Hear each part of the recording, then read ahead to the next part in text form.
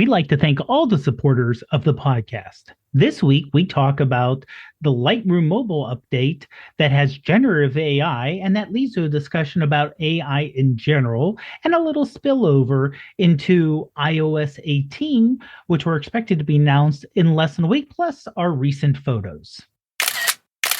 Welcome to the iPhoneography podcast. I'm Greg McMillan, joined by my esteemed co-host, Mr. David Podner. Hello, Dave. Hey, Greg, how's it going today? It's going pretty good. Can't complain about the weather. It's June, finally. Well, I mean, finally. I mean, heck, it's here already. It's crazy how it's crept up on us so quickly. But you know what? We have the same weather, I think, pretty much on a daily basis. So I'm suspecting it was a nice day for you too. Yeah, it was absolutely gorgeous. And honestly, it's completely unexpected that we were in the low 80s today, and we're going to be near 90 tomorrow. Yeah, which sounds about right for here. Yeah. Yeah, and our normal temperature is like lower 70s this time of year normally. So, well, I haven't checked what it usually is here, but yeah, probably pretty close. Oh, iPhone related, not photography, but iPhone related. If you go and into the Apple weather app, and if you scroll down near the very bottom, go ahead, prove me wrong here. Prove me wrong. No, at least right below the radar, it shows averages now. Okay. So it actually will show you what your like mine says 7 degrees above the daily high. Today was 81, average 74. Okay, there we go. Yep. Yeah. I'll have to keep an eye on that. I did not know that. That all of us and actually, if you click on that, it will give you a graph of averages showing the ranges that kind of happen for June 3rd. Yeah. Like a daily average. Same thing with precip for the year or for the last 30 days. Interesting. That not only could be iPhone related, but it could also be photography related for if you're planning, you know, an excursion somewhere. Yeah. So yeah, good to know. So tonight, we don't have a ton of things to talk about. We're going to get to our recent photos, but before that, we're going to talk about a new feature that hit Lightroom and Lightroom Mobile. That's why we're talking about it. And that is Generative Erase. So there was, I honestly don't remember if there was an eraser tool before, but in Lightroom Mobile, if there was, I didn't use it or I never bothered with it. But this one here, it's an eraser tool, but it fills in the space that whatever you're erasing with. It uses the AI. It's run off the Adobe Firefly AI engine, and it fills it in kind of like generative fill. And so we're going to talk about that a bit, and then we're also going to maybe give an opinion on what we think about this as how it relates to photography. Right. So because this is I would say this is a little different from touch retouch. Yes, I think so. Where touch retouch will just simply remove an object and try to fill in what they think was behind it. Like if you have a sign on a roadside shot, you want to get the speed limit sign out of the way. And when I've done it with touch retouch, I hit the thing and it kind of fills in like the sign was never there. Yeah. It's and touch retouch was really good at what it did. I mean, it even has a feature where if you're on like a chain link fence or whatever, you could hit that and it'll erase that, and it does a pretty good job. But this one here, now, okay, so before we go any further, we should say that this is a paid feature. This is part of the the suite, the feature set that you get when you subscribe to Lightroom and Lightroom Mobile. And I see Scott Baker's in the chat. Scott, I see what your comments are. I mean, is it on now? He says taps mic. Is this thing on? Probably because we were late getting started. Yeah. And anyway, so this is part of the paid features of Lightroom, and Hmm. I mean, I subscribed. I paid for the whole year a few months ago because I started using it a lot, and I thought, you know what, this is pretty good, and the masking and everything else.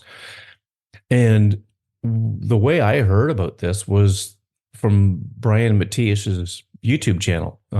We had Brian on here on episode 113 Okay. to talk about, Lightroom Mobile and Hmm. his photography and things like that.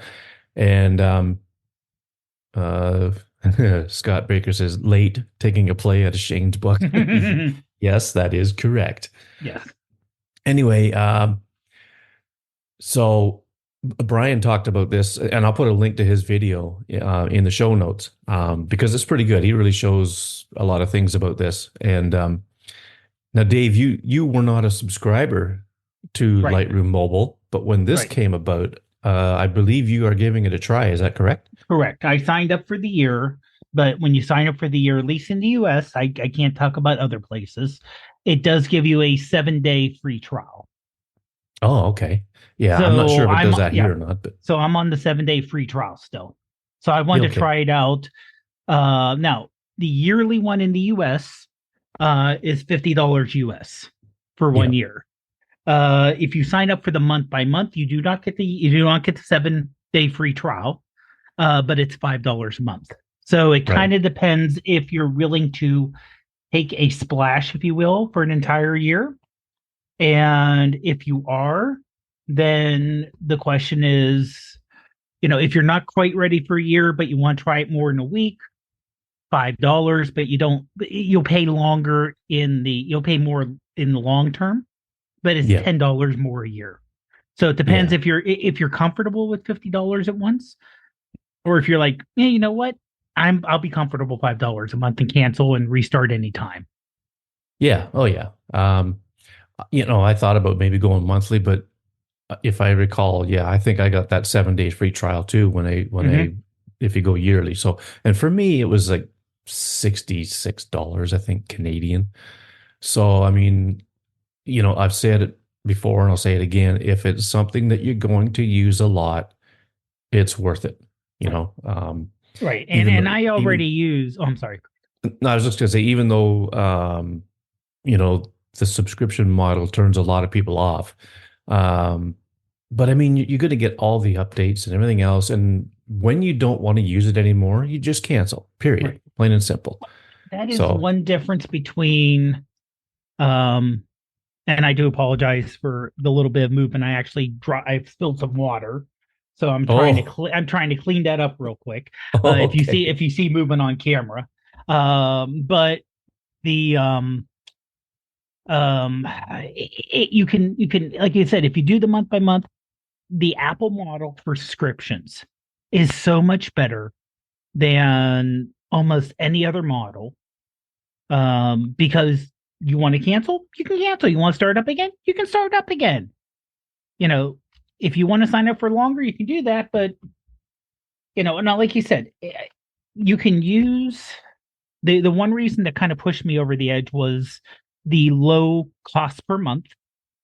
Now remember, if you get the Adobe, this is only for the iPhone version. The Lightroom Mobile is at $5 a month. If you sign up for more the Adobe suite, of course, price gets jacked up big time. So, if you're only like, I only use Lightroom Mobile. So I don't use any other thing. If you use regular Lightroom on the Mac or PC, in addition to Lightroom Mobile, the cost is going to be more. So that's just something to keep in mind. But, I already use Lightroom Mobile a lot, the free version. So it's like Mhm. I already use it. I know I like it. It's powerful enough. So might as well take the plunge. Yeah, yeah, absolutely. And and now you have the masking feature, Yeah. uh, Which I've which used is which I've used multiple times. And I'll yeah. go over when we go over our post pick of the week. Pretty recent much the photos. or recent photos. I'm sorry. Yeah. Don't want to throw anyone off on what we're doing or what we did. But yeah, so recent photos. Um, I basically used Lightroom Mobile and masking on. I used masking on two of them, Right. and the other one I just used their AI suggested filters, Oh which is yeah. also a paid feature. Yeah. Okay. So, and on the masking thing, check out Brian Matthias's channel for a video. And I believe I've linked to it in episode 113 when he was on his video where he stumbled upon this uh, uh, amazing technique for masking the sky, because sometimes you get a little bleed into the um, oh, I gotta switch this back to gallery view so we can see what's going on with Dave's cat. It's so cute. Ah, Uh, Brian discovered a way to mask the sky that's so much more accurate than just hitting, sky to and selecting a mm-hmm. mask. Um, it's kind of counterintuitive, but Yeah, it really works well. So you should check that out, Dave. Now that you've got the masking, and yeah. To review it, yeah. I'll put that video in the show notes as well because Even it's though it did do a pretty good job on its own when I just did Sky. yeah, yeah, it does pretty good. I mean, through trees too. I mean, you got So yeah, the and Sky this was is what I'm through saying. trees You and got it a did all that. pixel peep. You got a pixel Yeah. peep to see what I'm talking about. But yeah, it's pretty good. Um, so But the generative AI, I think I posted this to the Facebook group, the little video screenshot I did, okay, yeah, where it just testing. yeah, And there was a like I said, there was a little pole, like a traffic direction pole, hmm, and I just wanted to get rid of it. And it just didn't get rid of it. It replaced it with a tree trunk. because there was a tree in behind it. There was a tree behind it, and I guess in order to make it look filled in instead of just trying to figure out what's behind it, it said, "Oh, there's tree leaves above it. I'll put a tree trunk here." Yeah, yeah, Now, immediately after with the tree trunk, it looked pretty good. Looked like it belonged where it belonged, and it was a zoom shot, and it would be really hard to notice it just because it was actually a turkey crossing the road picture. oh yeah, Busy intersection, wild turkey decide just to cross the road. oh really? Yeah, yeah, Well, urban wildlife, pretty much. Yeah, yeah. Yeah, And it was like we were in the car and Ruth got her phone out, and I said, make sure you use the 5X as it's far enough away. And so it's a little pixelated because again, 5X, even though it's good, it's still 5X. yeah, So when you zoom in, it's going to get, but it turned out pretty good. yeah. Um, so that's what this feature does is it will fill Mm-hmm. in uh what's missing or what it thinks is missing. And one of the really cool things about it is now in Photoshop with the generative fill feature that it has now, when you create something like say you have an image and then you want to expand on it, you want to put something there that Mm-hmm. wasn't there to begin with, and you use generative fill. Or if you're taking something in the image and just you want to take it out or whatever, generative fill offers you three choices. And so like that's what this does. It Mm-hmm. so when you do an erase on the image, say you want to take like Dave's signpost out, and it filled that tree in. Well, when you hit there's a little button called refine. And when you hit that button, it offers you three choices. First, the original that it does, and then two other ones. And you can go through them and see which one looks more realistic, I guess you could say. Mm-hmm. And and then hit the check mark, and there you go. So, uh, other than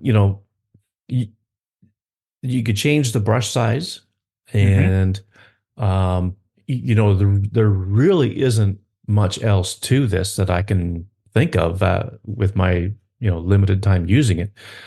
But uh,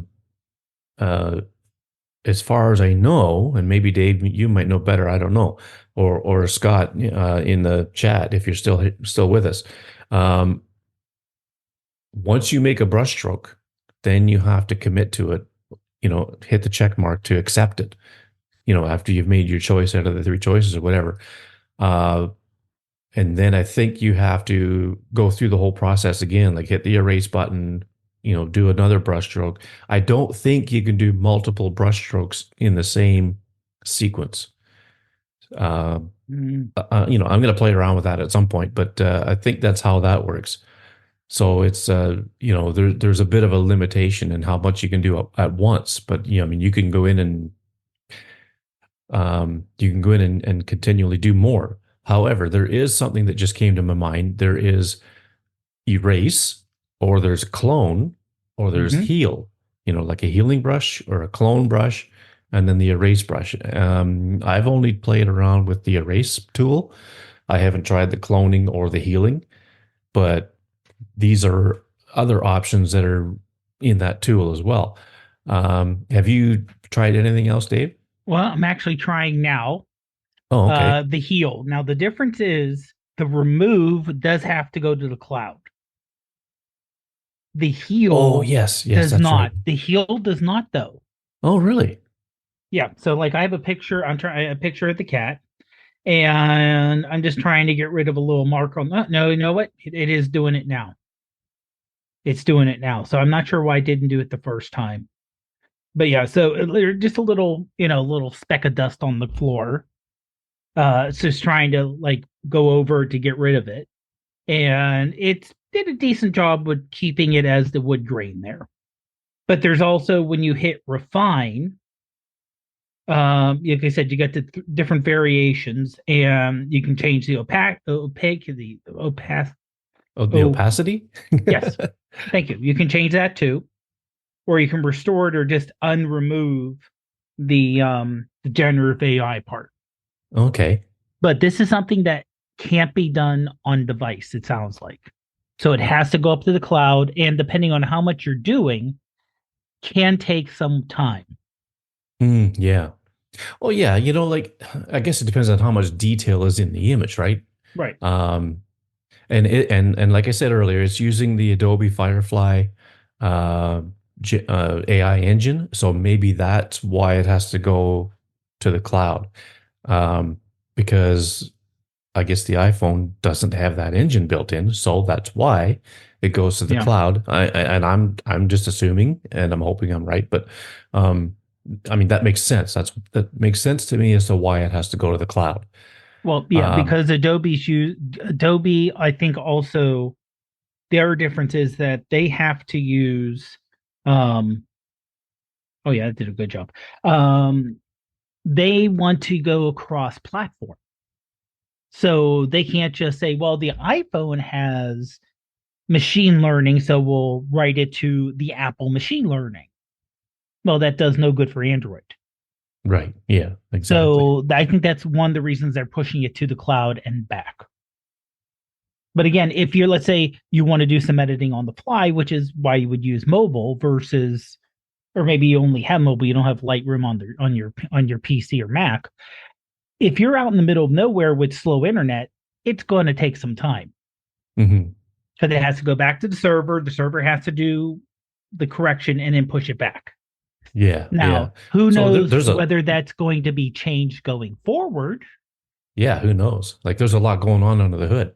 Mm-hmm. Scott Baker says he hasn't really played around with the mobile stuff, but on desktop you can make multiple selections and do it all at once. Yeah. So, It looks like when I played with it, it looks like when I selected like one spot on the ground, it did it. right? It immediately did it. And I was able to select another spot.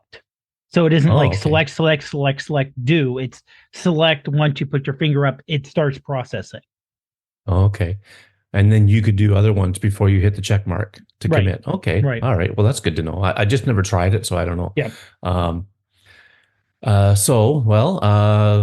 Gosh, let's see what else can we say about this before we get into some Well, like I deeper said, thoughts. yeah, and like I said, I do like the fact that um the what you can do on it, the edits, including the masking, which is really nice. I think it does a good job with the masking. Um, and the other thing that you get with the paid that you don't get with the non-paid is you get a lot more of the presets, Oh and yeah. you get AI selection. So you can go in there, go to the presets, hit give me suggestions. It will scan the photo and it will give you various suggestions that it has. And then you can like, oh, then I only want black and white suggestions. And you can go deeper and deeper and deeper that way. Oh yeah. Um, Another thing that they've added here is so they had a blur tool, but what they've done is they've added some AI to the blur tool. Mm-hmm. And so that's like, you could compare that to adjusting a portrait mode shot. Um, I think it says you can refocus. Now, I don't know if you need depth information in the image or it You creates it don't. for you, like You don't. Focus does. It creates it because I just did one where I took a picture and it was not portrait mode. It was just a normal photo. Hmm. And I'm able to use the slider at the bottom to select what's in focus and what isn't. Right. Okay. I Yeah. can, So and then you can narrow it down so you're only having a smaller range that's in focus. yes, yes. Um, so that I tried that on an image, a macro shot actually, this that I took this morning Mm. of dew or oh actually it was raindrops because it would rain the night through the night, and the blades of grass, and there was a blade of grass right in the frame when it one basically from the bottom corner and then kind of curved up and around and headed back towards the back. And when I put the blur on, like I wanted to see if I can kind of emulate the image would look like if it was shot with an actual macro lens as opposed to the iPhone macro function. And it looked pretty good until like it was a big blade of grass, and then as it went back into the image, Mm. it went to the point, right? Right. The blur fell apart near the edge of like near the end of the blade of grass. So it was blurred and then all of a sudden it went abruptly back to almost sharp again, or it didn't do its job on the tip of the blade of grass. So I was going to put that image in our recent photos, but because of that little blunder, I decided not to. Maybe I'll include it in the show notes on the Facebook page when I post them. Um, but I've used the blur thing before on so last Halloween night, we got a pile of snow, wet snow, and it really stuck to the tree. So I took this really cool shot, and I used the 5X or the 120 millimeter camera, and it had some nice compression in the image. But I thought, okay, what would this look like if I used the blur tool and Mm-hmm. just blurred the background a little bit? And it did a pretty good job. If you looked at it close enough, you would see where you could tell it was done, you know, artificially. It wasn't optical blur.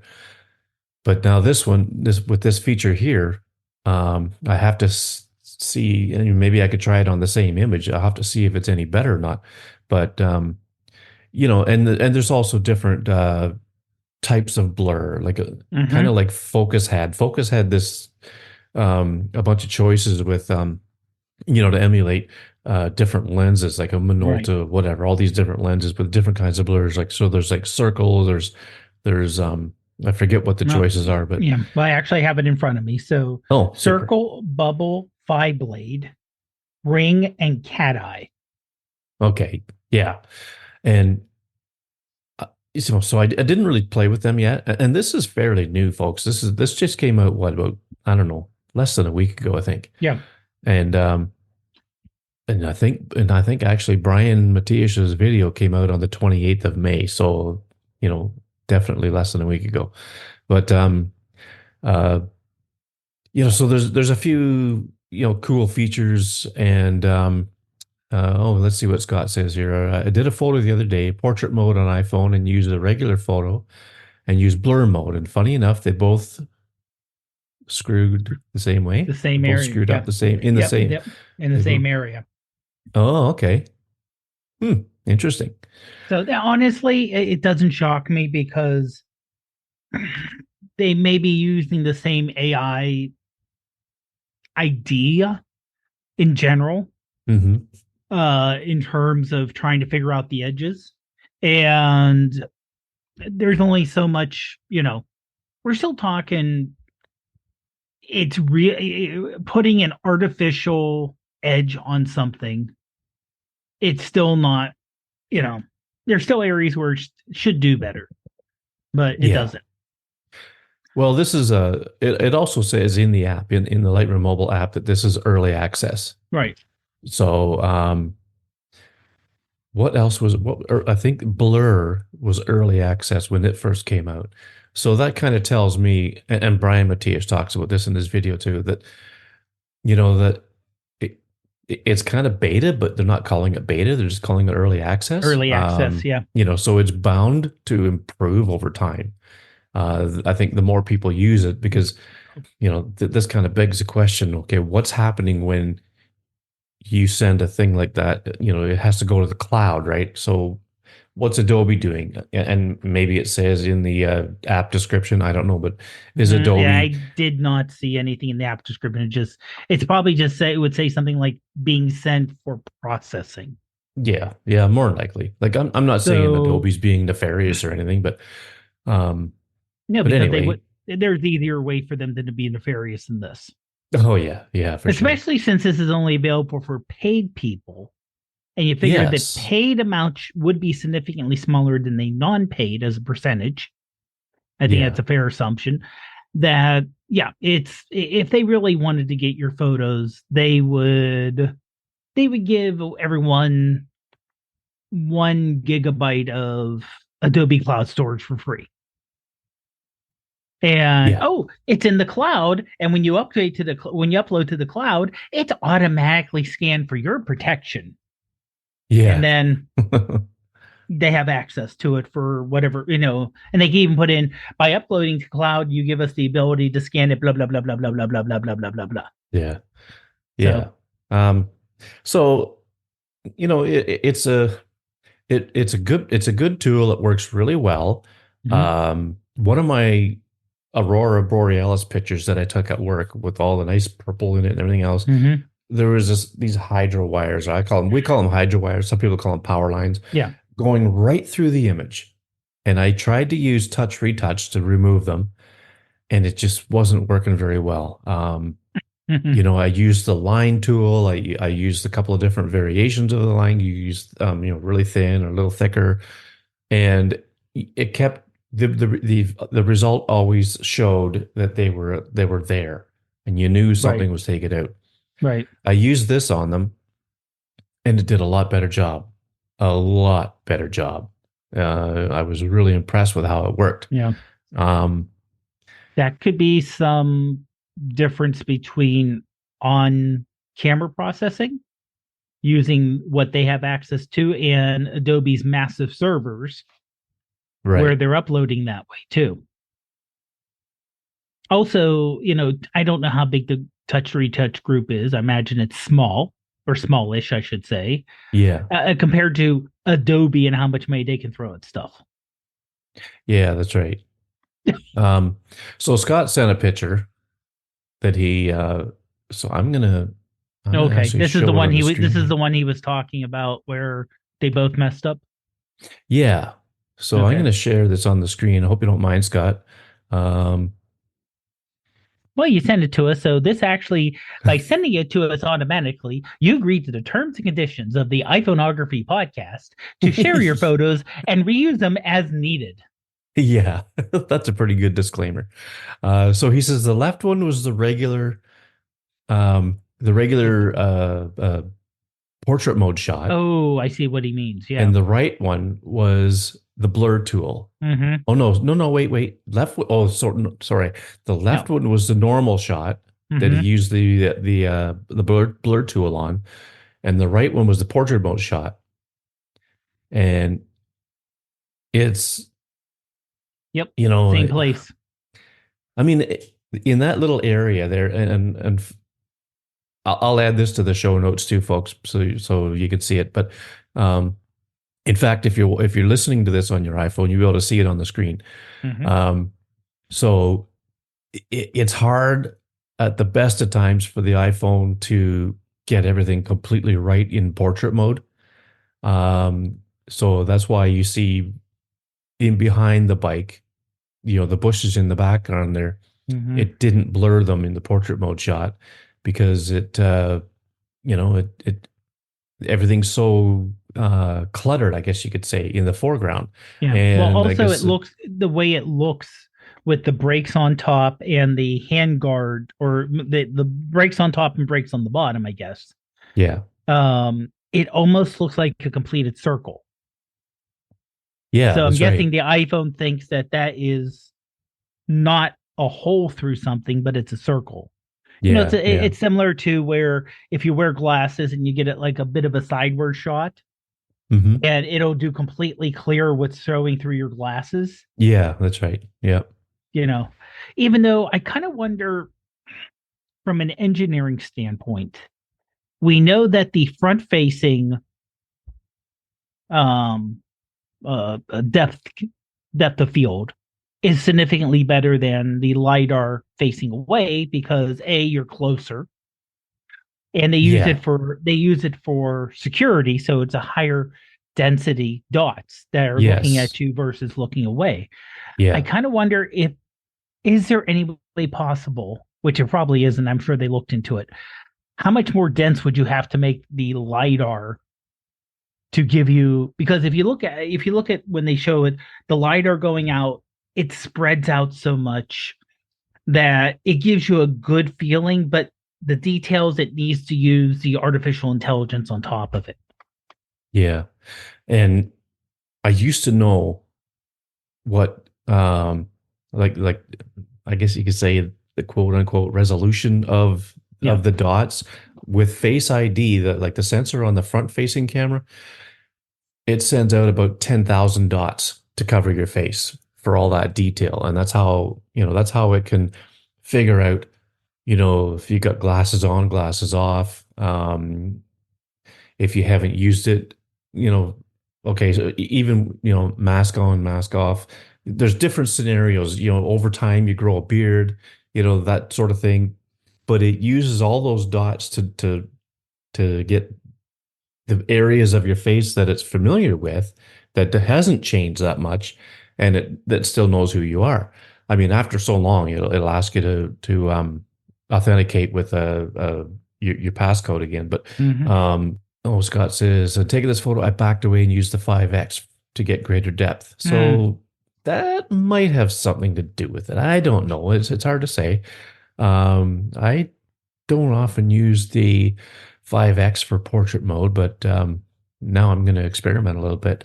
But but the LiDAR sensor, it uses a lot lower resolution when it comes to the number of dots that it projects. And I used to know what that was, and I can't remember what it was. Okay, well, Face ID, it says, uh, I'm doing this off of Wikipedia, so you got to be careful here. Yeah. But it says 30,000 dots. Oh, really? Yeah. Okay. Unless it started at 10, I'm pretty sure when it first came out, they said something like 10,000. Maybe it Yeah. was 30,000. I don't Well, know. I But think it was the chance of someone unlocking your phone with Face ID is 1 in 1 million compared to Touch ID at 150,000. right. So maybe that's where, but you're right, it could be.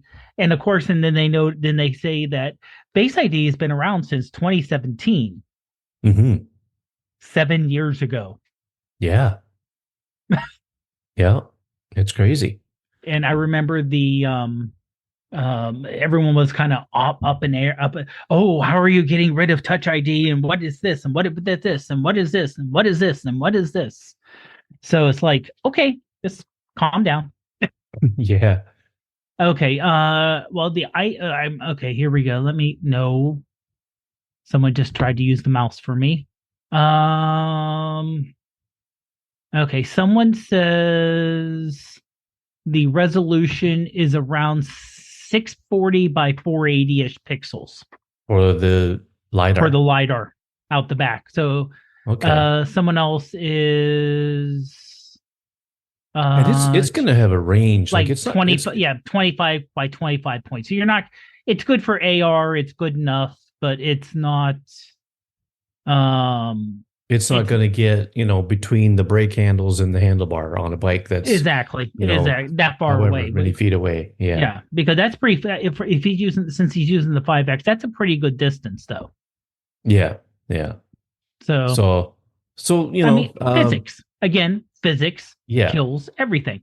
Yeah, exactly.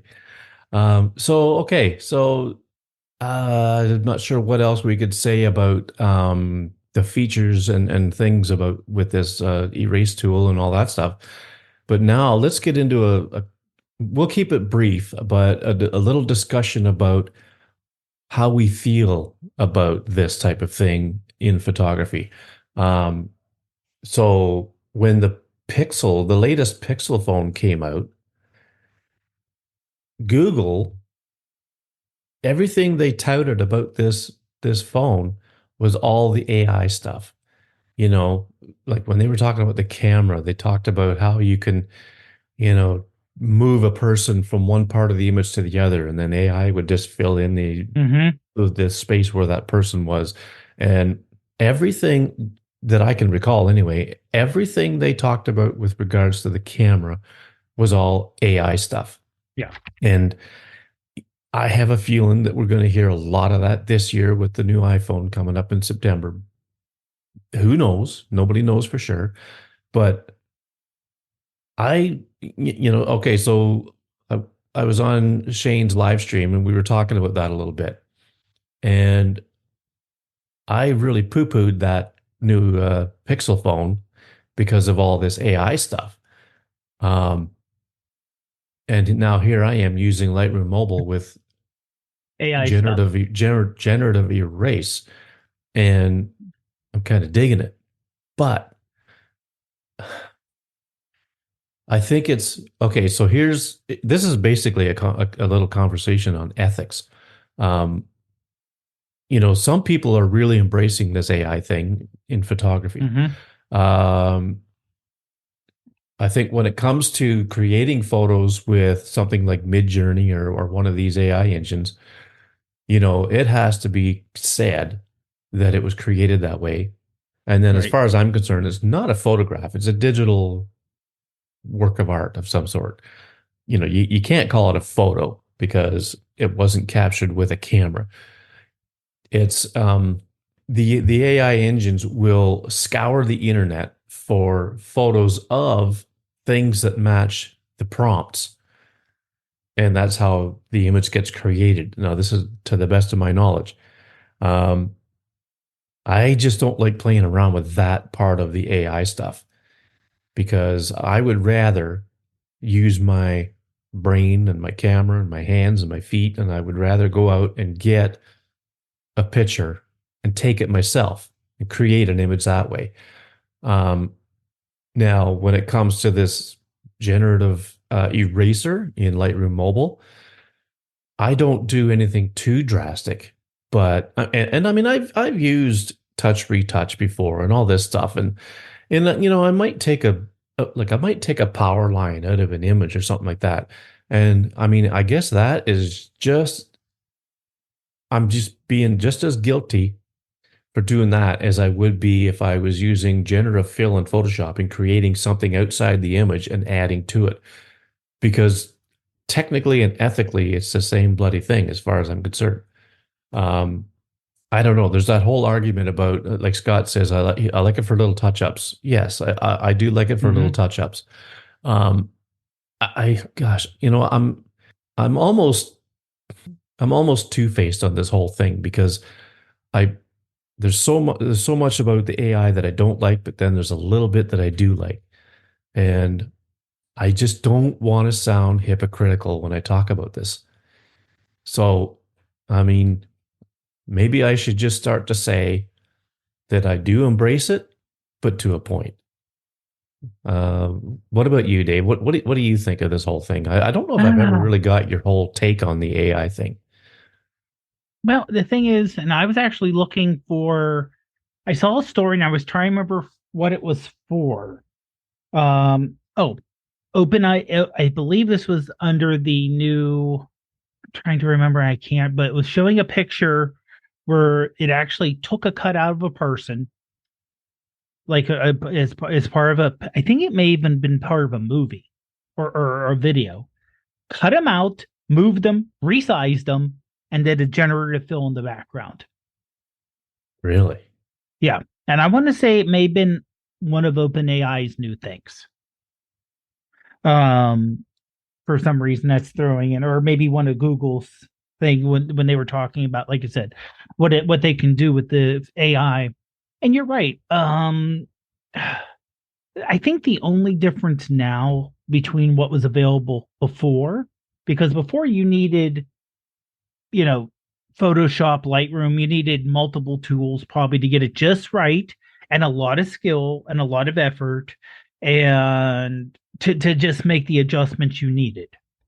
And now with AI, you can just say, oh, you know what? Move that person to the left 2 feet in the image and fill it in. And honestly, I can see Apple doing that. Apple's kind of both for, now I'm not as steeped in Android photos or Android photography, but we know that Apple, when you take a picture, you're just not taking a picture now. You know, Oh no, you're you're you're, you're taking taking multiple. you're taking multiple pictures. It's doing pixel by pixel. It's doing some minor adjustments, making sure the color's right, comparing this to this, and throwing it all into one. That's how you can take a picture of a jumping cat, let's say with live photos, and you take that picture and it can make it a crisp, like mid jump. Or you can just go into the live and just move a little further in the back because you're taking a photo, but you're taking a composite of everything's going on. Um, it still takes art and skill to make it look good. Just like when people went from film to digital to really mass digital, you still need an artistic eye to make what you're doing look good, even with AI help. After all, there are people who are, and text is easier for AI than images. That there are people who are like, okay, this is everyone's cheated forever in school. Let's just put it that way. AI just makes it sometimes a little bit easier, but makes it easier to find out the cheaters because then you can get a tool that says, okay, see if this is AI generated. So there are people out there now who are saying, I will take your AI generated document and make it sound more human. Yeah, So it doesn't come up in the AI checker. So you can get 90% of the way there. You pay someone just to make it look a little human and same thing with photography.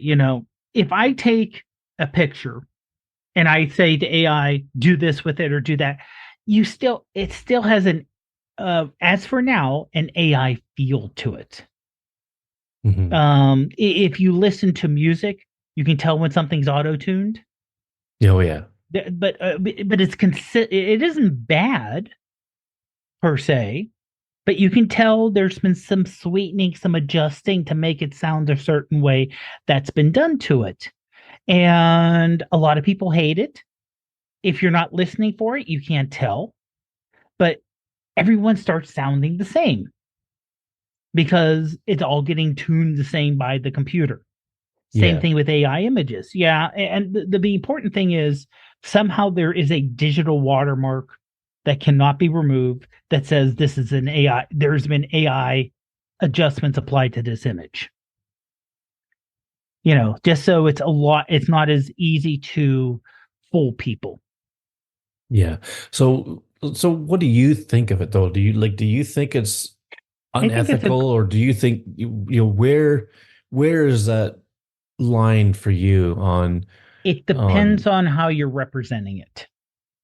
If you're representing it as I have taken a photo and I have done edits and here it is, you know, nothing wrong with it.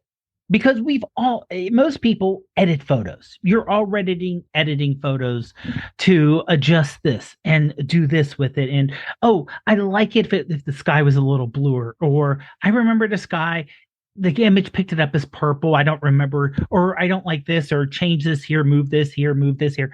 But you're saying, okay, this is a photo I took. Now, if you're saying this is hand raised, the exact image that came out, this is exactly what it looked like, then I have an issue Mhm. with it Oh yeah, yeah, because then you're saying there's no edits or this is 100% my own sweat and hand when it isn't. So it's how you're representing it, yeah. you know. Okay, yeah, that makes If sense. you're being out front with it, like when we'll look at the images that I took with the recent photos, there's one image.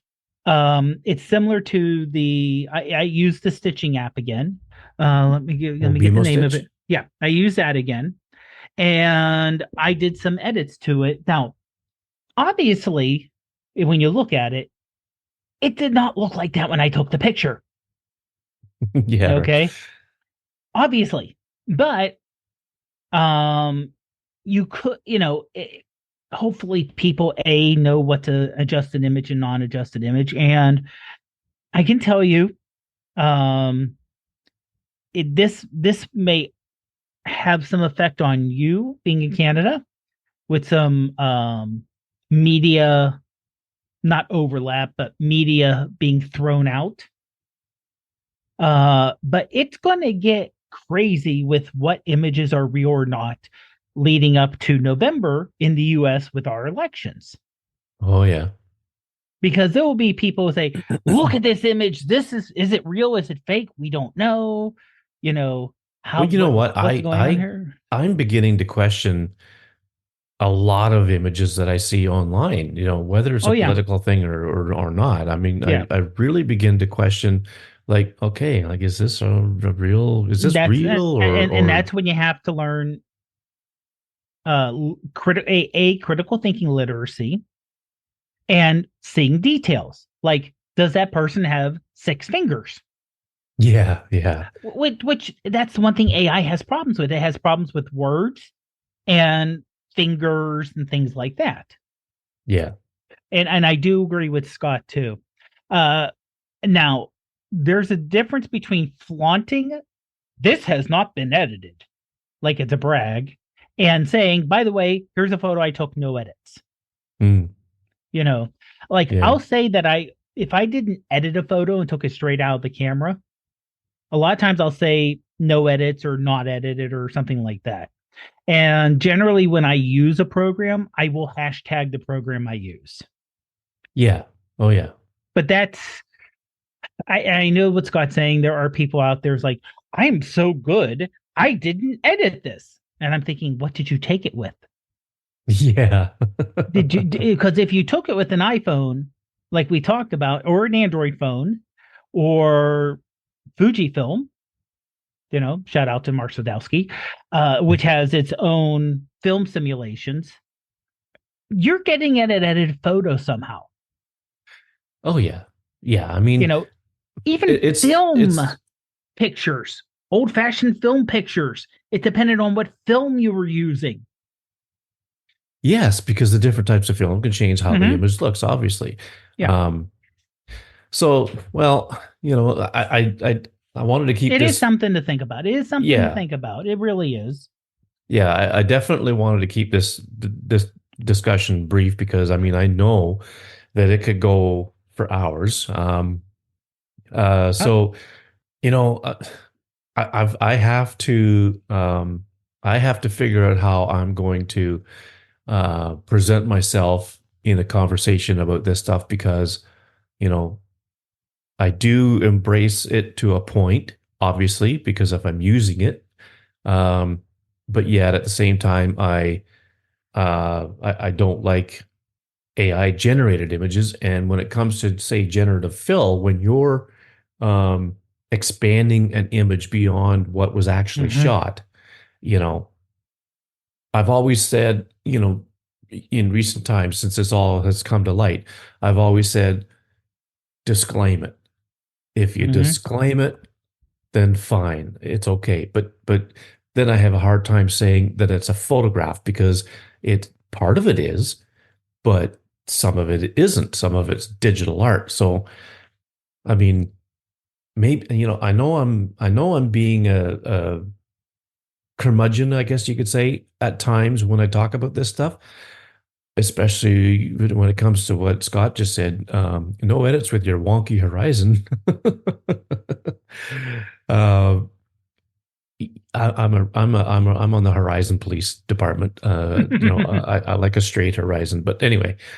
Um, so I'm going to start really thinking about how I present myself when it comes to this argument because, um, and one of these days I will find the right thing to say where I can, you know, try to maintain some integrity and dignity when it comes to this stuff because um, I just don't want to sound like a fool, going Well, off about something that and I the don't know thing much is, about. we're all learning. Yes, that's the other thing too, is this is fairly new. This, Most of this yeah, stuff's new. yeah. So all this is new. We're all learning how things go.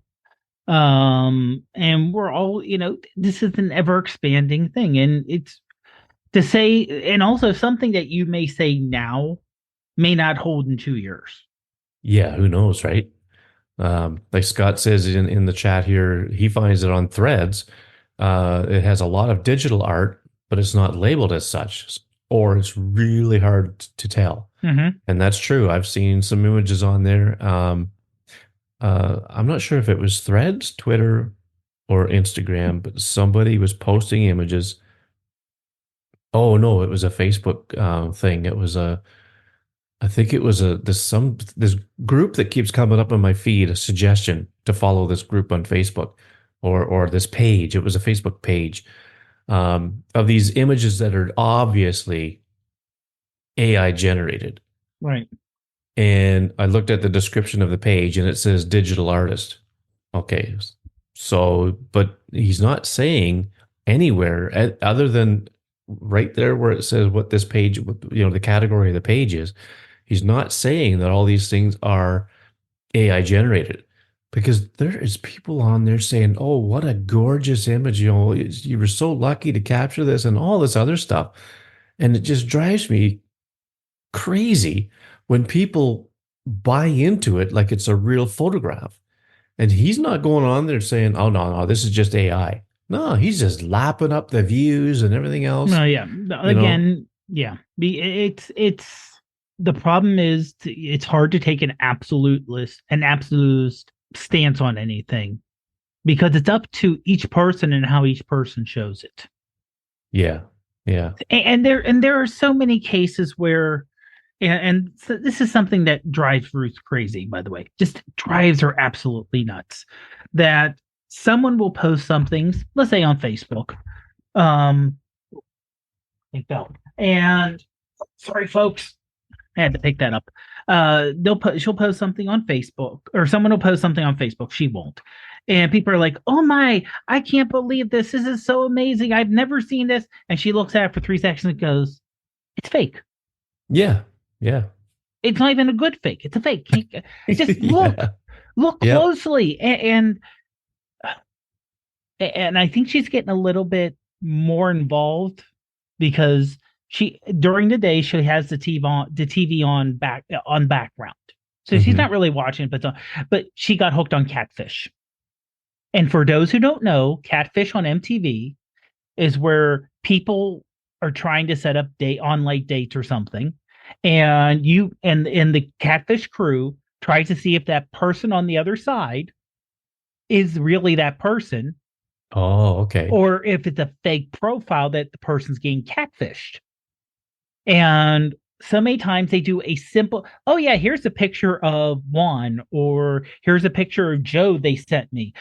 He has problems doing anything live via like Skype or FaceTime. But here's the picture, and all they do is a simple reverse image search, and Yeah. they're like, "Oh, this person is a model who lives in Brazil.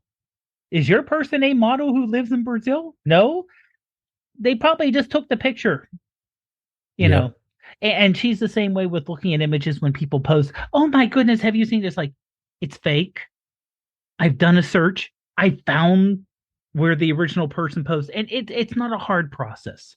So it's Yeah. unfortunately something that we're all going to have to get used to, where we see an image, take a breath.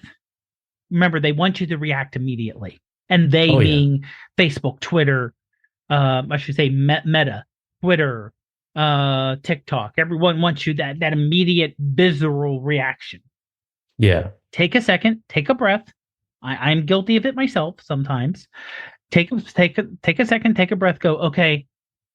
I'm going to take a minute out of my day and see, because this something here got to me. Don't, no matter what it is, and say I need to look at this. And honestly, that's the best thing we could do as people who put out content and people who consume content.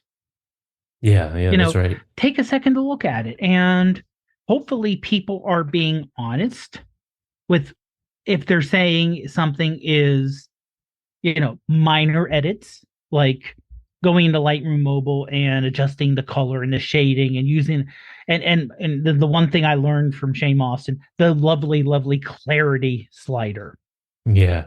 the clarity and the dehaze slider, Hmm. which just does mind blowing stuff to images that makes it look so much better.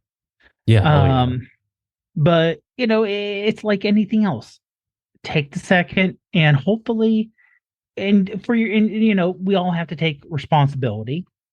And if you do use edits, hashtag it, what you used, or if there was a major edit that may not be as obvious as I changed the sky to purple. Well, Yeah. Yeah. okay, always, you edited it, but if there's an edit, like, you could say, put it and say, by the way, here's the photo I took. I did this edit here. Yeah.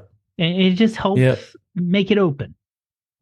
Well, like you say, we're still kind of learning about how to deal with this stuff, and some Mm-hmm. of it's still fairly new to us. But um, I just thought I thought it was a good discussion to have, Mm-hmm. backed up to Well, the features that came out in Lightroom Mobile this week, and also because next week, let me just double check. I want to double check. I'm going to double check. Hold on. on the See, 10th. yeah, on Dub Dub, Yeah, where that's all going to be a bunch of AI stuff thrown at us from Apple next week for the Worldwide Developers Conference. And it would shock me if they don't mention photos and videos yeah, with and, something AI this related. is just, I mean, and this is what everybody is expecting. You know, Mm-hmm. I've seen people come up with things that, oh, this is going to be what WWDC is all about, and they don't even hit on half of it. Um, I pretty much, Especially with no hardware this year. well, not till September. Right. Well, no, I'm saying no, any hardware. Like sometimes they'll come out with Macs or MacBooks Oh, I see. or Yeah. Well, they just Apple had an iPad TV. event, so Right. And no MacBooks with yet. the M4 chip in the iPad Pro. So, Right. um, But they're not going to put the M4 into the MacBook Pro or the iMac but or the one thing Mac I have Mini. heard So that's more that time for software. one thing I have heard that's hardware related is that some of this stuff will only work on the 15 Pro or Mm-hmm. Pro Max going Yeah. and Yeah. whatever else is coming out of, Mm-hmm. after this. Um, so I mean, I don't know. I don't know where it all is all going to end up. Um, Scott Baker says iOS 18 stuff. Well, iOS 18 is supposed to be the biggest um, update on iOS since iOS 7. And he says, they're probably going to have RCS finally, which is Rich Communication Service, I think it's called. Mm. So that's going to make the communication between iPhone and Android that much better. Right. you're probably still going to have green Oh, bubble, blue yeah, bubble, there's still but there will still be a bubble because that's a marketing thing. yeah, yeah, that's true. That's a marketing thing. So Yeah, yeah, that will still be there, but it won't be like if someone who has an Android laughs at an image, it'll right. Yeah, actually show haha instead of having text laughs at yeah. image. Oh, yeah, yeah. So, I mean, it's going to be really interesting to see what iOS 18 has in it. But anyway, let's put that one to bed for now, Yep. and we'll go on to our recent photos. I kind of had a bit of a struggle coming up with three, but I managed to find some, and I think I used Lightroom Mobile for all of my edits, if I recall. I'll probably know better once I see the images again. But um, so we're going to start with your black and white one first. Okay. Okay. So And there yep. it is. Now, folks, look on your phone. You'll be able to see what Dave's talking about here. Right. And I just love the way that this turned out. Now this is again using Lightroom Mobile, using the presets and they're suggested for black and white. So I did the image, I kind of squared it off. I just like the way it looks squared versus, 16 by 9 or 4 by 6. Hmm. And I just like the way because the barbed wire fence being there, the railroad tracks and the trees in the background, and the sky had enough definition, which I did use the masking to give a little more definition to the sky. Okay. Yeah. Um, that I thought it would just look better as a black and white versus a color. It just gives you that extra desolate feeling Yeah. of what's Yeah. going Yeah. on. Yeah. It does. And had this been in color, I think it would have been too busy, for the Hmm. eyes, with probably the grass is probably some browns in the grass and whatnot. Then you got green on the trees, blue in the sky. It likely would have been a little too busy, whereas the Yeah, black and white just kind of nullifies it all and it makes it all blend together, which is for this particular image, I think the better option, in my opinion. yeah, But yeah, no, that's pretty cool. Now, this you look like you're kind of right in the corner of possibly a parking lot or something. exactly. Yep, yep. Okay. So I'm at the corner of the parking lot, and right on the other side of the fence, I'm trying to think. Get over there. I'm trying to think what's on the other side here, because yeah, this is kind of the part, and there's just like a business on the other side. Oh yeah. So I'm kind of in the back parking lot Hmm. of a business, and you can see that fence is in good shape. Where the next one over, the fence is already is kind of falling over. Yeah. So that's more of an industrial business next door. Oh yeah. Okay. Where the one I'm at is at the back of a grocery store. Oh, okay. So a little bit of a different feel between how they take care of the groundwork between the two. Yeah, yeah. Well, cool. My first one is a macro shot. Ooh. Imagine that. This is a clematis that we have growing up on a trellis or whatever up on the wall, back wall of the house here. And I wanted to situate this so that you've got the center of the flower in focus, and then I wanted to see how the focus fall off is going to be with Mm, the macro function of the camera system. Because I know with a lens you get really good bokeh, or blur and all hmm that stuff um, in front of and behind the focal plane. Oh, excuse me. And with the 14 Pro, it was pretty good.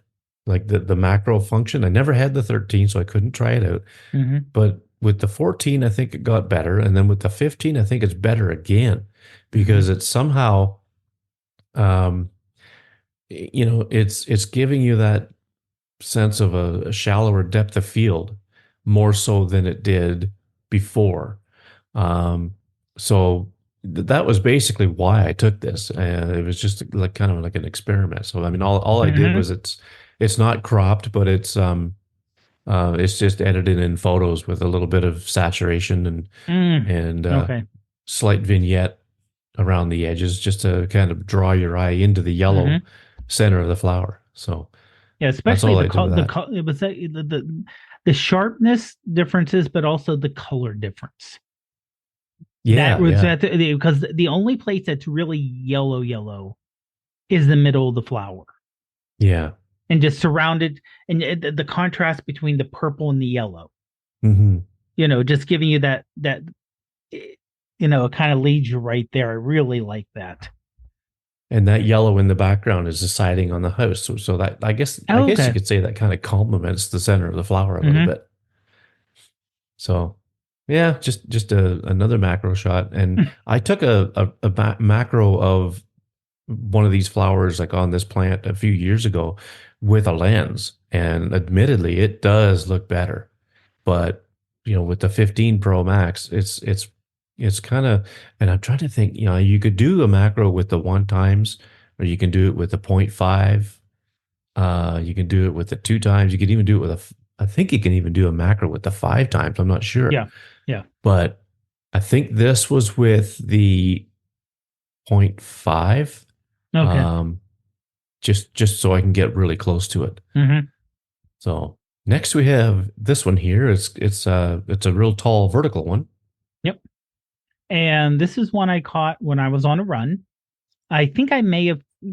Then this is a couple years ago. I took a very similar photo in the same position.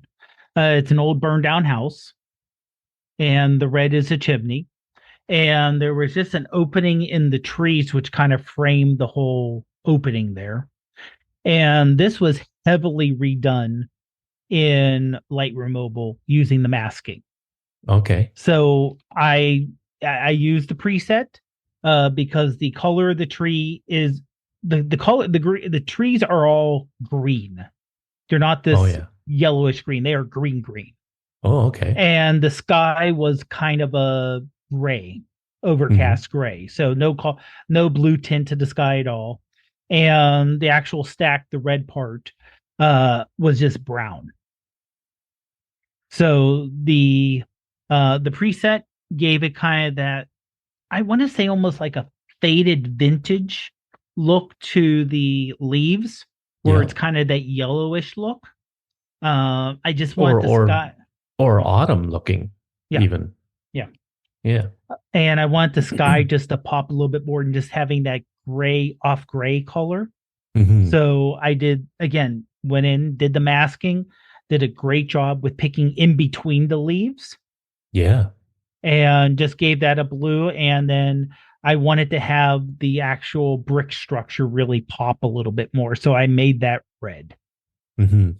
So again, something where no, this isn't close to, I shouldn't say, structure wise, it's the exact same photo that I took. I didn't Right. use a Mhm. erase tool, didn't add anything to it. Color wise, completely different from what I took. Yeah. Yeah. And it's just one thing I just kind of like. Sometimes you want to have a picture of what's there that's maybe just a little enhanced to clean Hmm. it up. And I just wanted to go a little more artistic here. Yeah. Well, it looks good. I honestly thought it looked like autumn. But Mm. then I realized, oh yeah, this is a recent photo, so I got to hear the Yeah. story behind this one. And I think the edit is really cool. You could tell people this is last fall, and they probably wouldn't know any different. Yeah. Um, I'm trying to picture in my mind what this would look like before the edit, and with all that green, and I'm assuming the bricks were probably more of a brownish color. Yeah. Yeah. They're Yeah. just straight brown with some black, with Yeah. some charring on it. So, I mean, well done, sir. I mean, really, really good at it. And, I mean, you've explained what you did. So, I mean, it's fine. Uh, yeah, it's not like you're passing this off. You're not posting this on social media saying, "Hey, I just took this picture." Um, Right. but because looking at it, one could possibly think that it was the way it was, out in where it was where you took it. Hmm. Just because it looks like it could be in the fall. So yeah, no, that's cool. I mean, you should be able to put some classes on for editing. And I see you just sent me the, whoa, Yep. you just sent me the original. Holy cow, folks. Okay, I can't show it on the screen just yet. Um, but I'll put this in the show notes I'll put them side by side, Dave, Okay. so people can get an idea of, you know, what you did with the edit because this is crazy. Yeah. Oh, that's brutal. Yeah, so that's good. That's really good. My second one, I call this one my dog's nemesis, and it's a squirrel in a tree, and this is not altered for color. These leaves were red like this. Oh. So obviously it's a red maple, um, or a crimson maple, I guess is the better word. And I shot this with reflex with the 5 times, and instead of using Pro Raw, I used Raw, and I didn't have to do a whole lot to see the details in the squirrel. I brought up the shadows a little bit, and I think I might have used the dehaze slider just a wee bit. But other than that, um, that's pretty much how it came out. And I was pretty impressed with how the camera dealt with it because the sun was directly up behind the squirrel, and I just kind of hid it behind a leaf. So that really, really bright spot at the top, that's where the sun is. And you know, I don't know. I can't say enough about the iPhone camera system because I mean, Yeah. Reflex, any of these apps, they all access the camera API, Hmm. which is what Apple built. And it's just amazing what what kind of pictures that can be produced with it. Um, but you can see the hair sticking out from the tail of the squirrel. Um, the detail for especially with the 5X, the detail I think is pretty good. Hmm. Um, but yeah, my dog would chase these things around all day if you let her. So that's my dog's nemesis. Now this one, I'm curious to hear how you did this one. Sure. This is also Lightroom Mobile. Doing the presets to get the purple in the trees. So basically, it replaced all the green with purple. So is that like one of the infrareds or something? Not per se the infrared. It was just one of the presets down below. Oh, okay. Then it kind of gave an orangey look to the bricks on the houses. So then I went in and I adjusted those to basically take all the color out of there. Oh, okay. So, and then I did a final edit for the sky to boost up the color to give it a bluish tinge. So it would have a Okay. contrast between, again, it was overcast and gray. Hmm. So this turned, so I gave it a little blue to give it a little extra definite, a little more contrast. Yes, a little more contrast between the sky and the actual purple. But honestly, obviously you know that like the holly trees are not purple, Oh yeah. purplish pink. Right. But it doesn't look fake. The way that it did the color changes, there's still all the natural shading that's there. Oh yeah. Yeah. You know, the with the shadows and everything else. So it isn't like someone just took, I'm sorry, purplish pink and just splashed it on there. Hmm. So it did Yeah. do more of a adjustment that way. So you can see there's like these rings right above like where you come out your back door. So right up there in the sky, there's these rings, odd shaped rings going out. But what would that be from? Um, that may have been from a little bit of cloud and a little bit of sharpening. Oh, okay. Yeah, it almost looks like the anomaly that I saw in some of my Aurora Mm, pictures that were taken on the tripod. The handheld ones didn't have it, but with the ones that I took, it was right in the center, and it kind of went out. But yeah, I could see that being from over Yeah. sharpening, or not Yeah. not over sharpening, but just sharpening in general. Yeah. So basically I wanted to give the clouds a little bit more dramatic look to it. Right. Okay. Yeah. So Now, was that a local adjustment? Like did uh you use the mask? yeah, I did use the mask on that. Okay. Yeah. Okay. So I Yep, used that the sky explains it. adjustment. So basically, yeah, since I did went premium, now I have the masking where I didn't have that before. Yeah. So now I may be overusing it, but I'm trying to use it here. Yeah. For those watching the video, I stopped sharing the screen so you can see what Dave's going through right now. He's got his You kitten probably Daisy heard. on his shoulder. Mm-hmm. Oh, that is so cute. And, So and I'll probably grab a screen grab of that and then she's quite happy because she's doing some major purring right now. oh, that's good. I just can't use my right arm for anything. Yeah. I'm going to take a Yeah. screenshot. Okay. I wanted to take a photo to send Ruth. Yeah. So okay, so I got a screen grab. Now we'll go back to sharing the screen here. That's pretty good. Oh. Well, it's past her bedtime. Ah, and she's trying to tell you something. So yeah. Dad. Yeah. So yeah, well that's cool. That's a cool image. Now this was the one you also used for with BMO Stitch, right? Right. Right. Yeah. So this is a pretty wide image, and yeah, I have to play still. I can't just let it go automatic. So I still make some adjustments on my own Oh yeah. to get it quite right. But yeah. Yeah. Well, I mean, again, BMO Stitch does a really good Oh yeah. job, and Yeah. I Because you can't can't tell. see. That may be part of the issue with the sky too. Oh, okay. Okay. When I Yeah, come that to makes think of sense. it. Yeah, that makes sense.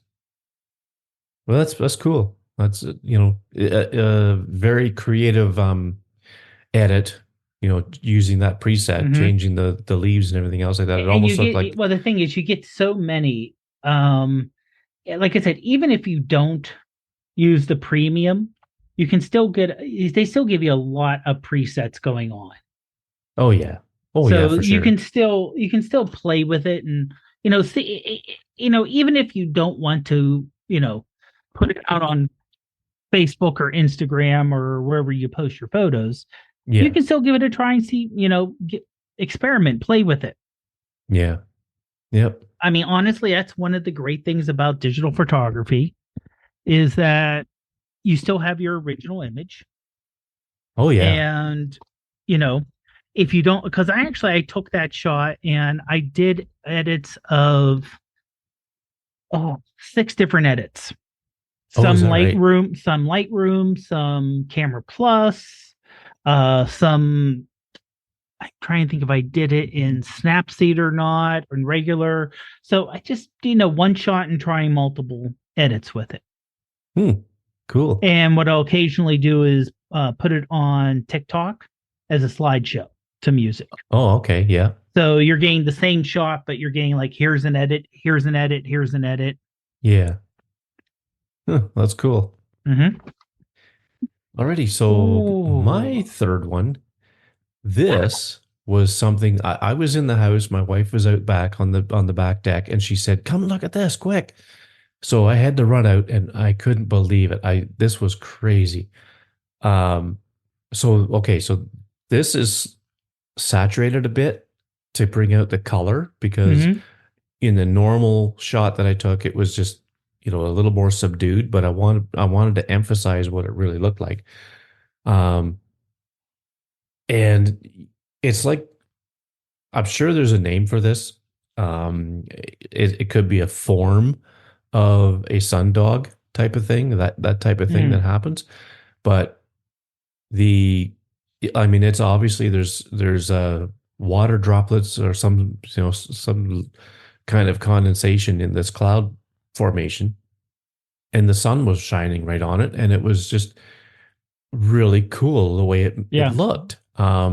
So I took a few shots at home and I thought, oh, there's hydro lines in the way and there's trees in the way Mm. and everything else. So I said, I gotta go. So I'm basically a 2-minute drive from the edge of town. It's not like I live in a big Mm. city. So I went out to the edge of town where there's nothing but a field out, out above below this. And I started taking a few shots. And by the time I got there, it had started to fade a little bit because, the clouds are moving and all that stuff just kind of Mm-hmm. moved out of the way or whatever. But I still managed to get a few. I think this was one of them. And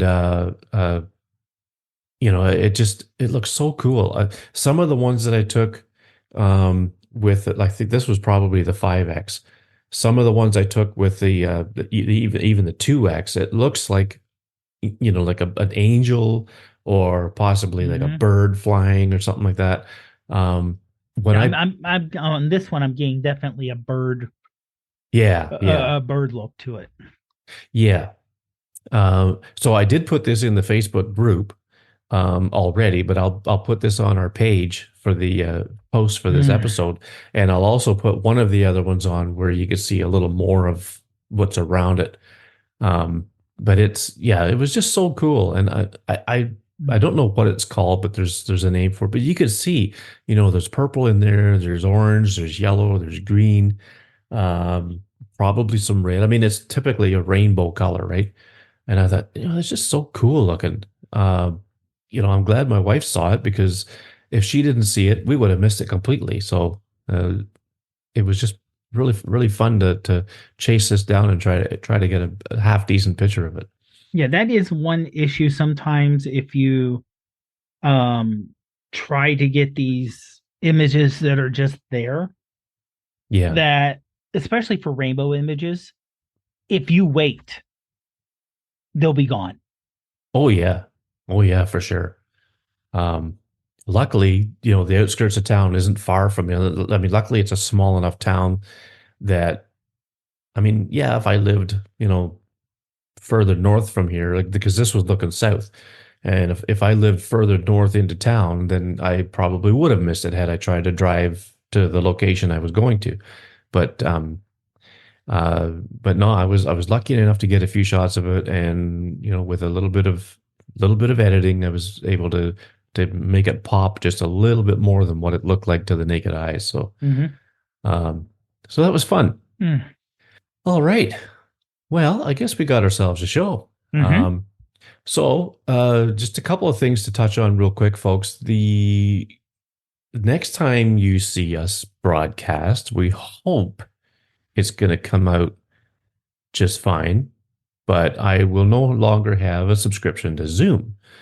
Um, I just can't justify paying for us in Canada $250 a year, whatever it is, just to be able to do this. So, um, I would like to be able to use Zoom, but I'm gonna try Obsidian or OBS, whatever it's called.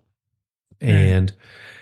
And Dave and I will probably be on probably Skype maybe, or I think we could even do it with FaceTime. I don't know. We're gonna do some trials here, and we're gonna actually try uh, putting it to YouTube live to see how that goes. So if you Mm-hmm. see a thing pop up, it's going to be a test between now and the next show, which is 2 weeks from tonight.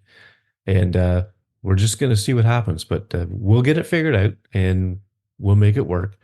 Now, And no promises because I'm bringing this up now and I haven't talked to Greg yet about it. But, next week is WWDC. So yeah.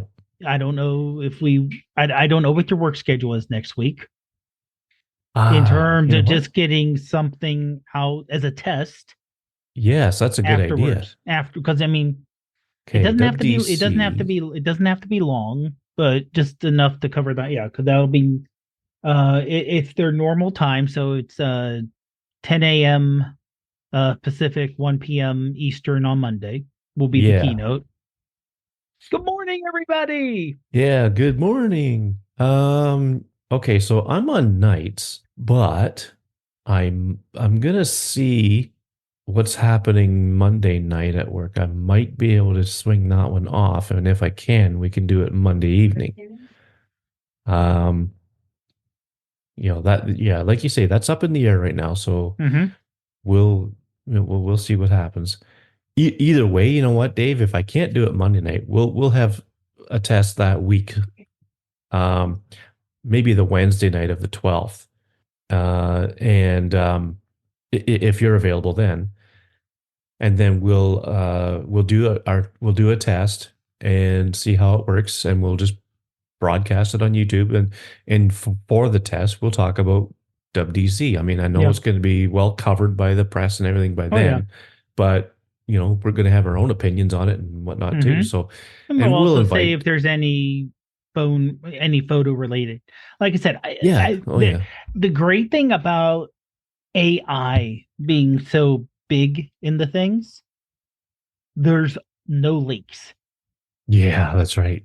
There's no, well, they're going to come out with an M3 iPad Air, or they Yeah. say this is the first year since 2021. They said there's no hardware.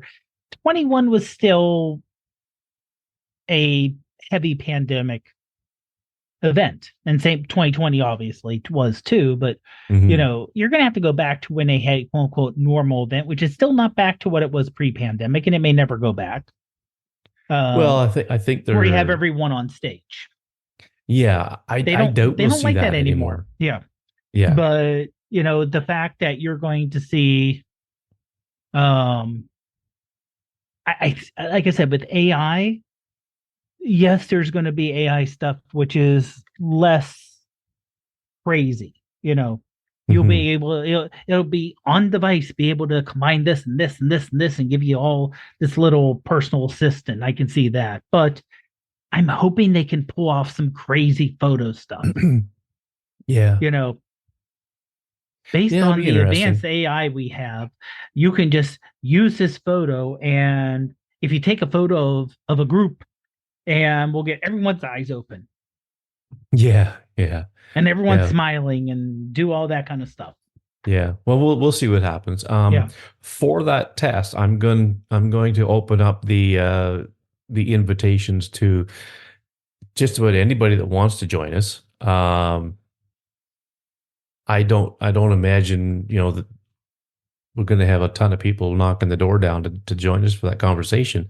But Scott Baker's in the chat room. You're Mm-hmm. invited, Scott, if you want to join us, and it will be earlier in the evening. It's not going to be at 9 o'clock or anything. I think we should shoot for maybe seven, Dave, if that's all right with you. If Yeah, that that works for you. should be good because because I'm going to work that day, and I'll be home by 5-ish. So yeah, that won't be a problem.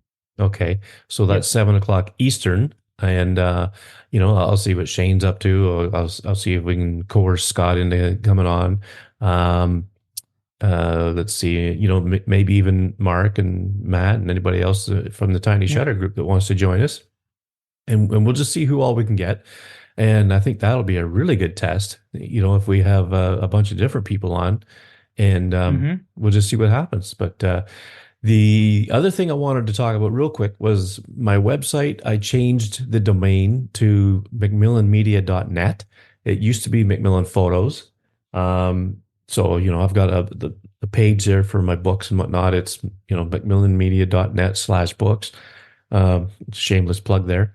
And so if, you know, there's the chance that, the three people that see and listen to this might have it in their favorites, it will still go to the same site with Macmillan.photos, but I'm going to start sharing the new domain uh, going forward, just because I want to phase out the photos one and keep it all under one Mm-hmm. banner.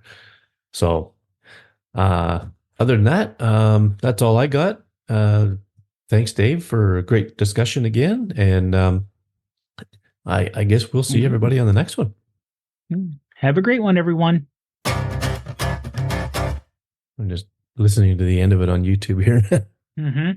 Same here. Not like we're going to say anything wild and crazy, but Yeah. I do like what Scott said. And I want promises. Yeah. Are you sure you killed it? I thought I did. Because we're still live. Well, I hit the stop button. There we go. There we go.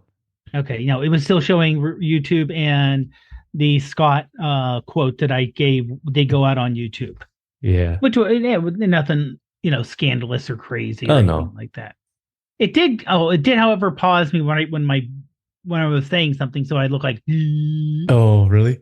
yeah, yeah. I Oh, I could cut that off on the video. Later on, I could cut that off, but I don't might know if just leave it on there. did you see? Do you see it by chance? Yeah. Okay.